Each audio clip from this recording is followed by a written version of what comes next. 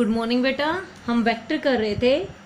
Vector में हमने parallelogram लो किया था, पैरेललोग्राम लो वेक्टर एडिशन। हम उसके क्वेश्चंस भी कर चुके हैं, उसके न्यूमेरिकल भी कर चुके हैं। नेक्स्ट टॉपिक है हमारा law of cosine and sine for vectors. Clear बेटा? क्या है इस लॉ में? कोसाइन लॉ होगा और एक क्या होगा हमारा साइन लॉ। तो क्या कहा था हमने? According to parallelogram law of vector addition there will be two vectors like vector A and another vector B, दोनों के बीच में एंगल कितना है? थीटा। हमने पैरेललोग्राम क्या किया? कंप्लीट। पैरेललोग्राम क्या किया हमने? कंप्लीट। तो पैरेललोग्राम में पैरेलल साइड्स का मैग्नीट्यूड क्या होता है? सेम। इस साइड का मैग्नीट्यूड बी, इस साइड का मैग्नीट्यूड भी कितना आ गया हमारे पास? बी। ये एंगल थीटा है तो कोरस्पॉन्डिंग ये एंगल भी कितना होगा हमारा? थीटा। तो according to parallelogram law of vector addition, अगर हमारे दो वेक्टर्स किसी पैरेललोग्राम की एडजेसेंट साइड्स पे हैं तो उन दोनों का रिजल्टेंट उसी पैरेललोग्राम के डायगोनल पे लाई करता है। कहाँ पे लाई करता है? डायगोनल पे। और डायगोनल पे हमने क्या बोलते हैं? रिजल्टेंट। और रिजल्टेंट ए वेक्टर के साथ एंगल कितना बना रहा है? अल्फा। कितना एंगल बना रहा है रिजल्टेंट ए वेक्टर के साथ? Angle alpha. और यही रिजल्टेंट इस बी वेक्टर के साथ यहाँ पे एंगल कितना बना रहा है बेटा? बीटा। कितना एंगल बना रहा है? बीटा। हमें पैरेललोग्राम लॉ के अकॉर्डिंग रिजल्टेंट लिखा था कि resultant of two vectors R is equals to under root A square plus B square plus 2ab cos of theta. निकाला था हमने। आर क्या आया था हमारे पास? A square under root A square plus B square plus 2ab cos of theta. इस law को बोलेंगे हम law of cosine. this result is called law of cosine.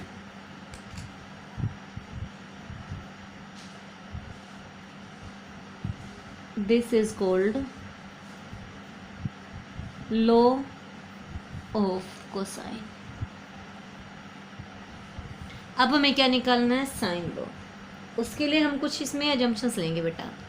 ये कहता है हमने ए वेक्टर को एज इट इज आगे एक्सटेंड कर दिया भाई एक्सटेंड।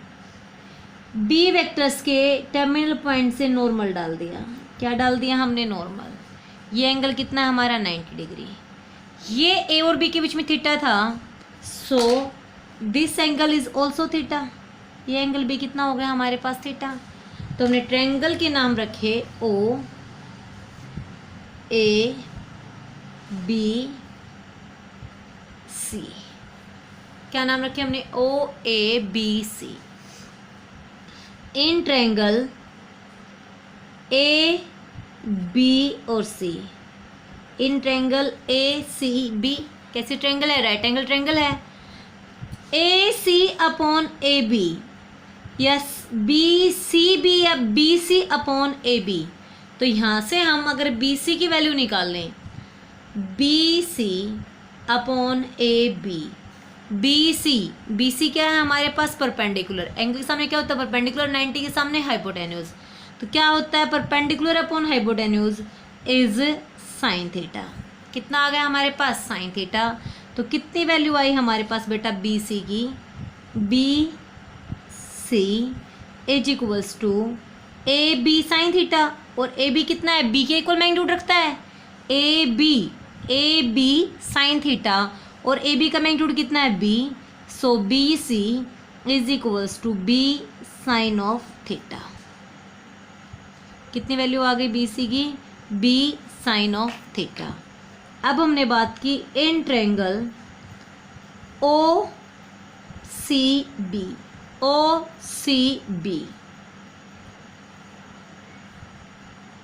किसकी बात की हमने? Triangle O C B. ये कितना है हमारे पास? आर। और आर एंगल कितना बनाता है? अल्फा। फिर से हम वही B C upon O B is equals to sine alpha. B C upon O B की वैल्यू कितनी आ गई? Sine alpha. यहाँ से अगर मैं बी सी की वैल्यू निकालूँ तो बी सी कितना है, O B sine alpha, O B is equals to R, so B C is equals to R sine alpha. हैं तो दोनों ही बी सी, हम कंपेयर कर दें फर्स्ट और सेकंड को, फर्स्ट भी बी सी सेकेंड भी B C, so B sine theta is equals to R sine alpha. क्या आ गया बेटा हमारे पास, B upon sine alpha is equals to R upon sine theta. क्या रिजल्ट आया हमारे पास, B upon sine alpha is equals to R upon sine theta. हमने स्टार इक्वेशन बोलते हैं इसको। क्लियर बेटा। अब हम क्या करेंगे, फिर से हमें इक्वेशन बनानी है। कहता है इसी ट्रेंगल में ए पॉइंट से फिर से क्या कर दिया, एक नॉर्मल ड्रॉ कर दिया। क्या ड्रॉ कर दिया हमने, एक नॉर्मल। ए से एन पॉइंट पे क्या डाल दिया हमने, एक नॉर्मल। ये नॉर्मल है तो O A N B right angle triangle और A B N B right angle triangle. तो क्या कहें हम, इन ट्रेंगल, अब हम किसकी बात करें, इन ट्रेंगल। अब हमने हमारे पास ये आ गया इन ट्रेंगल। हम पहले किसकी बात करते हैं, ओ A N, O A N, ये है ना हमारे पास O N. This is vector A, this is normal 90 degree, O A N. Clear बेटा। 90 के सामने क्या होता है हमारे पास, हाइपोटेन्यूज। ये एंगल कितना है हमारे पास, ये साइड आर वाली थी ना, ये एंगल कितना है, अल्फा। अल्फा के सामने परपेंडिकुलर। हम ए एन की वैल्यू निकालें, देखो ए एन कॉमन है, हम एक बार ए एन इस ए एंगल से ए वेक्टर के लिए निकाल देंगे, एक बार एंगल इस ट्रायंगल के लिए बी वेक्टर से निकाल देंगे।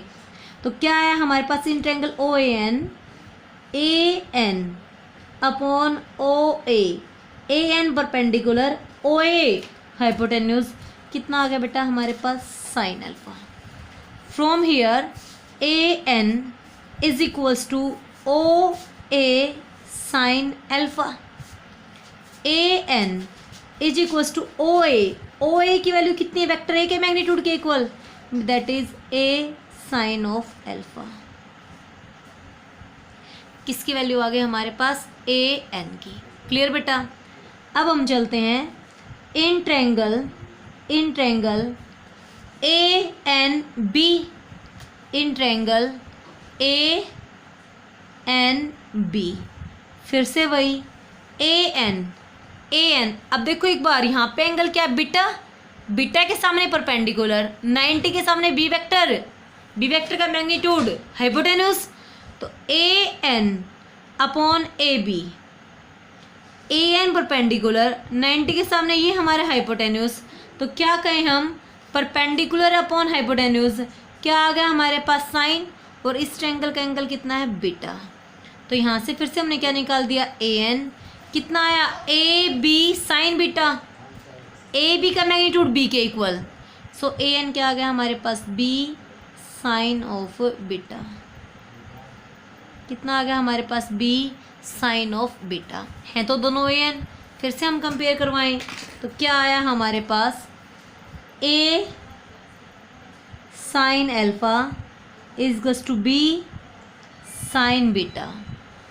फिर से क्या कह सकते थे हम, A upon sine beta is equals to B upon sine alpha. Double star. From first star equation B upon sine alpha is equals to R upon sine theta, and from second star equation b upon sin alpha is equals to a upon sin beta. This is our sine law. This is our law of sine. ये हमारे पास क्या है, law of sign. क्या है इसमें, देखो बेटा याद कैसे करोगे, इतना सारा याद नहीं रखना आपको। ये कहता है हमने हमारा ए बी और आर, अगर ए बी और आर हमने, ए बी क्या थे हमारे पास vector on a two sides of parallelogram, R क्या था उनका रिजल्टेंट। तो कहता है A magnitude of A upon sine of angle, तो ए के रेशो में किसका साइन ऑफ एंगल है, ए को छोड़ के बाकी दो के बीच का एंगल, ए को छोड़ के और दो साइड्स क्या यूज किया हमने, बी और आर, तो बी और आर के बीच में एंगल कितना है बीटा, ए को छोड़ के रिमेनिंग दो के बीच का sine of angle that is beta, B upon B को छोड़ के क्या बचे ए और आर, इन दोनों बीच में एंगल क्या है अल्फा, तो क्या आ गया हमारे पास B upon sine alpha, R upon R को छोड़ के क्या हमारे पास ए और बी के बीच में एंगल क्या है theta, R upon sine of theta. इसी को हम लेमिस थ्योरम में सेम इक्वेशन यूज करते हैं किसके लिए, इक्विलिब्रियम के लिए। क्या होती है वो देखो एक बार, ये था हमारे पास law of sine and cosine from parallelogram law of vector addition.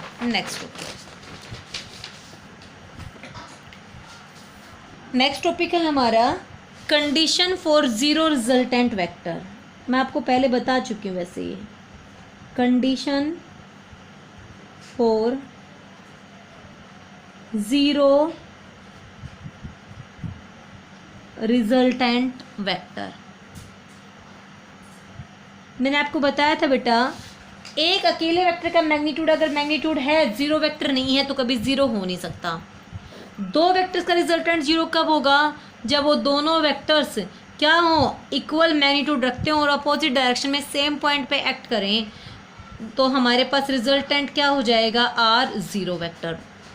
अगर हमारे पास तीन वेक्टर हो, तो उनका रिजल्टेंट जीरो कब होगा, जब वो तीनों किसी ट्रायंगल की तीन साइड्स पे लाई करें और तीनों का ऑर्डर क्या हो सेम, तो रिजल्टेंट क्या हो जाएगा zero. If three vectors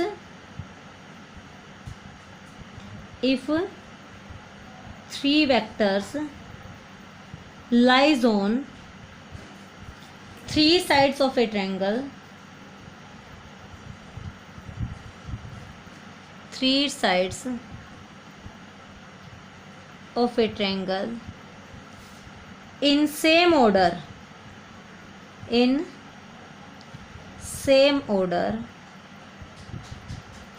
then their resultant is zero. तो उनका रिजल्टेंट क्या होगा बेटा जीरो होगा। लाइक हमने लिया लेट ओ पॉइंट से this is vector A, this is vector B and this is vector C. तीनों का ऑर्डर क्या है सेम, सो इन तीनों का रिजल्टेंट क्या होगा जीरो होगा। Clear.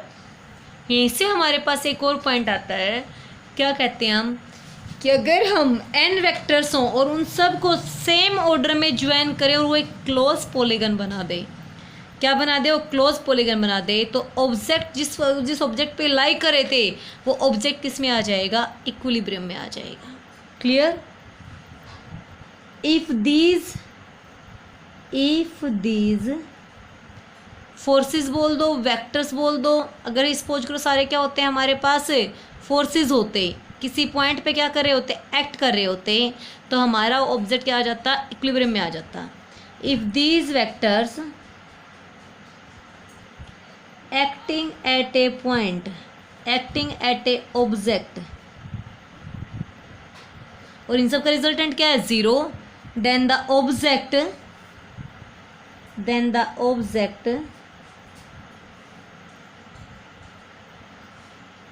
is said to be in equilibrium। तो इस ऑब्जेक्ट को क्या कहेंगे हमें, किस में है, इक्विलिब्रियम में है। क्यों है बेटा, क्योंकि इन सभी का रिजल्टेंट क्या है जीरो, उस ऑब्जेक्ट पे इनका कोई इफेक्ट ही नहीं होगा, तो हम क्या कहेंगे इसको, एक ऑब्जेक्ट किस में हमारा इक्विलिब्रियम में है। क्लियर। यहीं से हमारे पास क्या है, लेमिस थ्योरम है। Lami's theorem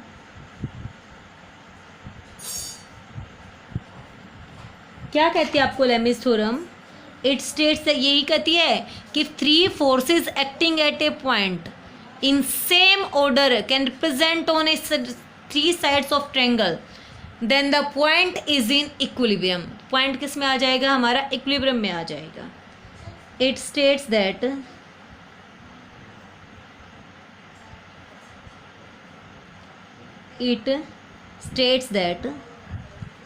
if three forces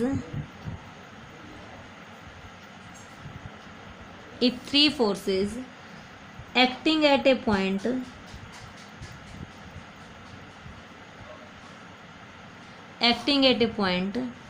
are in equilibrium, हम दोनों पॉइंट यूज करते हैं. अगर तीनों सेम ऑर्डर में है तो क्या है? इक्विलिब्रियम. और अगर इक्विलिब्रियम में है तो मस्ट भी हमारा उन सबका रिजल्टेंट क्या होगा? 0. Are in equilibrium then each force is proportional to the sine of angle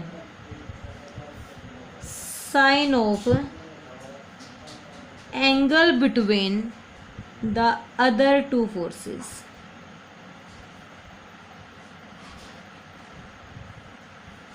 कहता है हर एक फोर्स प्रोपोर्शनल होगा angle between sine of angle between the other two forces. तो अभी हमने लिखा था like A upon sine alpha,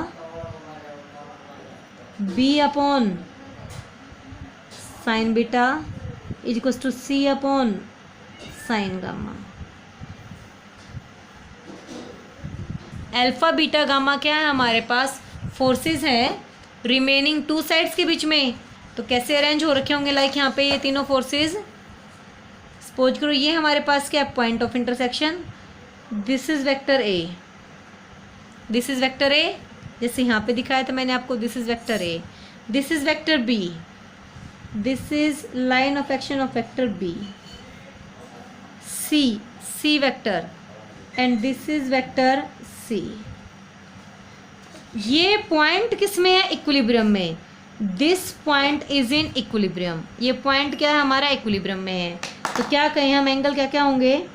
A upon sine of alpha. Alpha क्या? रिमेनिंग टू फोर्सेस के बीच का एंगल. तो इनका बीच का एंगल क्या हो गया हमारे पास? Alpha. B upon sine beta, B upon sine, तो बीटा क्या होगा?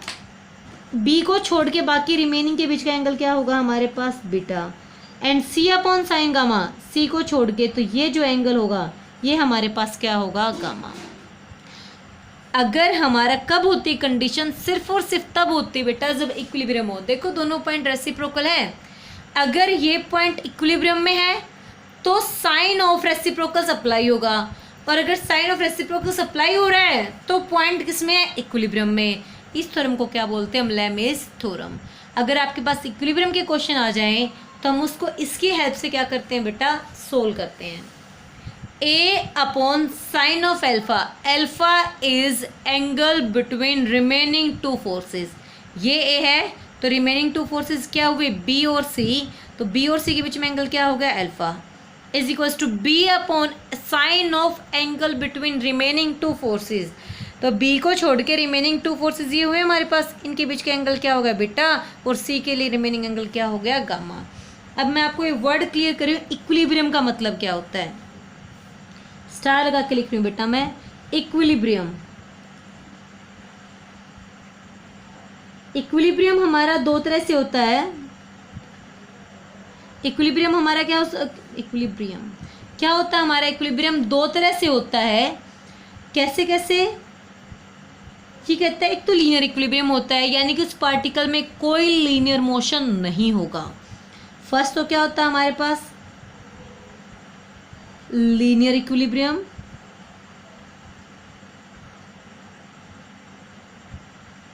Linear equilibrium means there is no linear motion. There is no linear motion, कि वहां पे कोई भी लीनियर मोशन नहीं होगा. ऐसा कब होगा? When resultant force on the object is zero. कब होता है ऐसा? That is when the resultant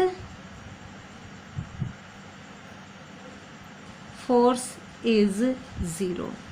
जब उस पर लाइक रिजल्टेंट फोर्स क्या हो जाए, ज़ीरो। और सेकंड क्या होता है हमारे पास, रोटेशनल इक्विलिब्रियम।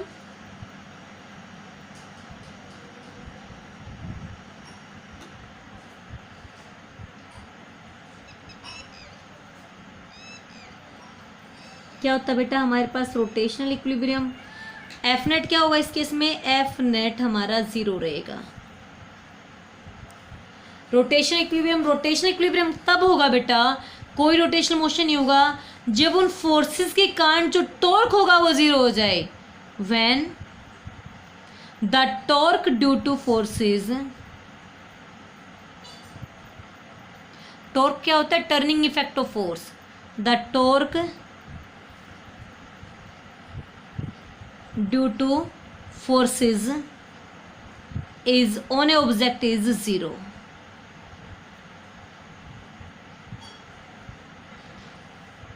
तो उस टाइम पे हमारे पास क्या होगा बेटा, रोटेशनल इक्विलिब्रियम होगा, टॉक टाउ क्या रहेगा हमारा, ज़ीरो। क्लियर। और जब भी इक्विलिब्रियम होता है हमारा, बॉडी पे कोई चेंज नहीं आता, या हम सिंपली क्या कह सकते हैं, जब total upward force equals to total downward, total left force equals to total right, then object पे क्या आ जाएगा हमारा, इक्विलिब्रियम आ जाएगा।